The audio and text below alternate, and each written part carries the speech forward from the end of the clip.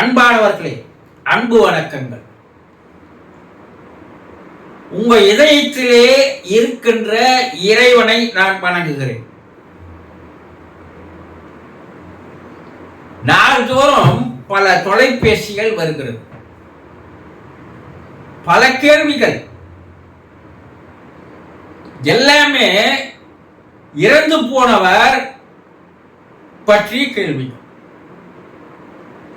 ஒவ்வொரு கேள்விக்கும் உங்க கேள்விக்கும் உங்களுக்கு தெளிவுபடுத்துவதற்கும் உங்களை அமைதிப்படுத்துவதற்கும் ஆறுதலாக தான் நான் உங்களோடு பேசி வருகிறேன்.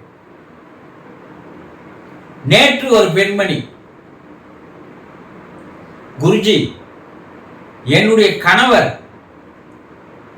இறப்பார்னு நான் நினைக்கல, கனவுல கூட காணல, ஆனா திடீர்னு இறந்துட்டார். நல்ல உடல் நலத்தோடு ஆரோக்கியமா தான் இருந்தாருங்க, எந்த பிரச்சனை இல்லை, சந்தோஷமா தான் எங்களுடைய வாழ்க்கை போய் கொண்டிருந்தது. ஆனா இறந்துட்டாரு. இது என்ன கடவுள் செய்த சதியா? இறைவன் என்ன மட்டும் பழி வாங்கிட்டானா? எனக்கு மட்டும் துரோகம் செய்துட்டானா? சந்தோஷமா இருந்த எங்க வாழ்க்கை இப்போ இருண்டு போய்விட்டது. இது ஏன் நடக்கணும் குருஜி? எனக்கு விலாவரியா அவர்கள் கேட்டு இருக்கிறார்கள். அவங்களுடைய ஆதங்கத்தை, மன ஆதங்கத்தை, வேதனைய, துக்கத்தை அவங்க சொல்லி அழுதுட்டாங்க. ஆனா ஒண்ணு மட்டும் நம்ம நல்லா புரிஞ்சுக்கணும், தெரிஞ்சுக்கணும். சில விஷயங்கள வாழ்க்கையில நம்ம தெரிந்து கொள்ளாத காரணத்தினால்தான் இந்த பிரிவை, இந்த இழப்பை, இந்த துக்கத்தை, வேதனையை நம்மால் தாங்கிக் கொள்ள முடியாமல் தவிக்கிறோம். என்ன குருஜி அது? பிறப்பும் இறப்பும் நம்ம கையில இல்லை. இந்த தாய் தகப்பனுக்கு இந்த வீட்டுல நான் பெண்ணாகவோ பிள்ளையாகவோ, இத்தனாவது பெண்ணாகவோ பிள்ளையாகவோ நான் பிறக்கணும்னு நீங்க இறைவன் கிட்ட போன ஜென்மத்துல கேட்டு வரம் வாங்கி இப்ப பிறந்தீங்களா? கொஞ்சம் யோசனை பண்ணுங்க. இறைவன் இல்லைன்னு சொல்றாங்கல்ல, அவங்கள கேளுங்க. எப்பா, இந்த அப்பா அம்மாவுக்கு தான், இந்த ஊர்ல தான், இந்த வீட்டுல தான், இந்த ஜாதியில தான், இந்த மதத்துல தான் நீ ஆணாவோ பொண்ணாவோ பிறக்கணும்னு கேட்டு வந்தியா?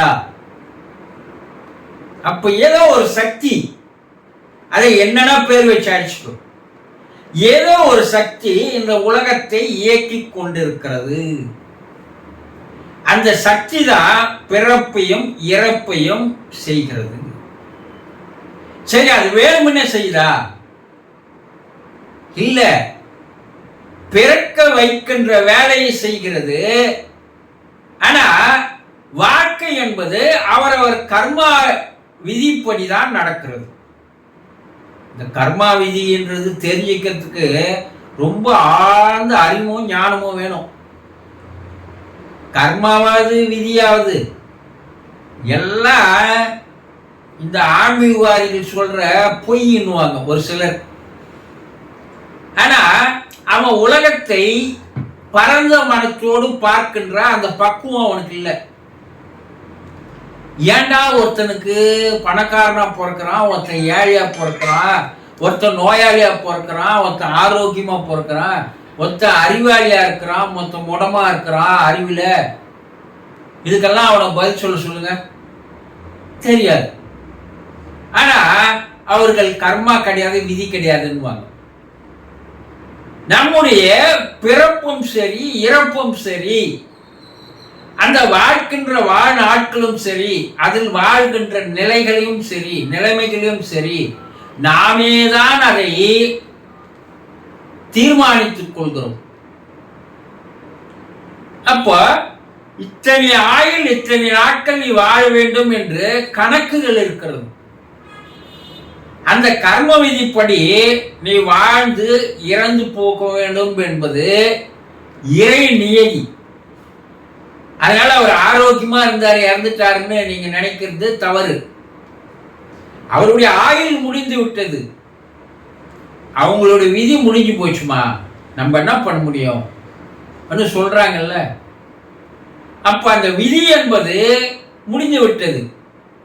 2 மாதத்திலேயே பிறந்து இறந்து போற குழந்தை உண்டு, 2 வருஷத்துல இறந்து போற குழந்தை உண்டு, 10-15 வயசுல இறந்து போற குழந்தை உண்டு, திருமணத்திற்கு முன்னாடி இறந்து போறவங்க உண்டு, திருமணம் ஆன உடனே இறந்து போகிறவர்கள் உண்டு, 40-50 வயசுக்கு அப்பால் இறந்து போகிறவர்கள் உண்டு. அப்ப அந்த பெண்மணிக்கு இறப்பு நடந்தது இறைவனுடைய சதியோ துரோகமோ பழிவாங்குதலோ இல்லை. அவருடைய இந்த பிறப்பினுடைய ஆயுள் கணக்கு முடிந்து விட்டது. அடுத்த ஒரு பிறப்பை நோக்கி அவர் சென்று விட்டார். அவ்வளவுதான். நம்ம 80-90-100 வயசு வரைக்கும் வாழணும்னு வச்சுக்குவோம். இந்த 100 வயசு வரைக்கும் வாழ்வது பூமியிலே நாம் முன்னால் செய்த தவறனுடைய விளைவு தானே தவிர, கர்மாவனுடைய விளைவு தானே தவிர, அது வரைக்கும் நீங்க என்ன பண்றீங்க, இன்னும் கர்மாவை சேர்த்துக் கொள்கிறீர்கள், பாவத்தை சேர்த்துக்கிறீங்க. இது ஒவ்வொரு நாள் மனிதன் வாழ்கின்ற வாழ்க்கை என்பது ஒரு துன்பமயமானது. ஏதோ ஒரு கவலை, ஏதோ ஒரு வருத்தம், ஏதோ ஒரு குறை சொல்றாங்கல்ல எல்லாரும். இல்லப்பா நான் நிம்மதியா சந்தோஷமா இருக்கிறப்பான்னு ஒரு ஆள் சொல்ல முடியுமா? முடியாது. அப்படிப்பட்ட அவதாரங்களுக்கே இறப்பு வந்தது. விவேகானந்தர் சின்ன வயசுல தான் இறந்தாரு. ஆதிசங்கரர் சின்ன வயசுல தான் இறந்தாரு. பல அவதாரங்கள் 30 வயது 35 வயதுக்குள்ளே இறந்து போய்விட்டார்கள். அப்ப அவங்க மட்டும் என்ன விதிவிலக்கா? ஆனா எல்லாமே ஒரு நேரிப்படி இறை லா என்று சொல்லக்கூடிய அதனுடைய செயல் தவறாமல் சரியாக நடக்கிறது. இப்ப அவர் இறந்துட்டாரு, ஆனா இறைவன் மேல எந்த பழியும் போட்டு பிரயோஜனம் இல்லை. ஆனா நம்ம அதை பாசிட்டிவா திங்க் பண்ணணும். எப்படின்னா, எப்பா அவர் இந்த பிறப்பினுடைய நாட்கள் முடிஞ்சு வச்சுட்டு அடுத்த ஒரு பிறப்பை நோக்கி போறாரு. அது அவருக்கு இறைவன் வழங்கிய ஒரு வரம். அதனால அவர் அடுத்த பிறப்பு போய் நல்லபடியா வாழட்டும், பிறவி எடுக்கட்டும், இந்த ஆன்மா சாந்தி அடையட்டும் என்று ஒரு மன தெளிவு, ஒரு மன தைரியம், ஒரு மன ஆறுதலை நீங்கள் வரவழைத்துக் கொள்ள வேண்டும். நீங்க தனியா தான் இருக்கணும், உங்க பிள்ளைங்களோடு தனியா தான் வாழணும். ஏன்னா இறைவன் உங்களுக்குள்ள சில கடமைகளை தருகிறான், சில கஷ்டங்களை கொடுத்துதான் உங்களை சரி பண்ணுவான். வாழ்க்கையை தெரிந்து கொள்கின்ற ஒரு ஞானம் எப்ப கிடைக்குதுன்னா, ஒருவர் இழப்பிற்கு பின்னால் தான் நமக்கு வாழ்க்கையை பற்றிய தெளிவு இருக்கிறது. அதனால இது இறைவன் சதியோ, இறைவன் பழி வாங்குவதோ, இறைவனுடைய விரோத போக்கோ கிடையவே கிடையாது என்பதை தெளிவாக தெரிந்து கொள்ளுங்கள். சந்தோஷம்.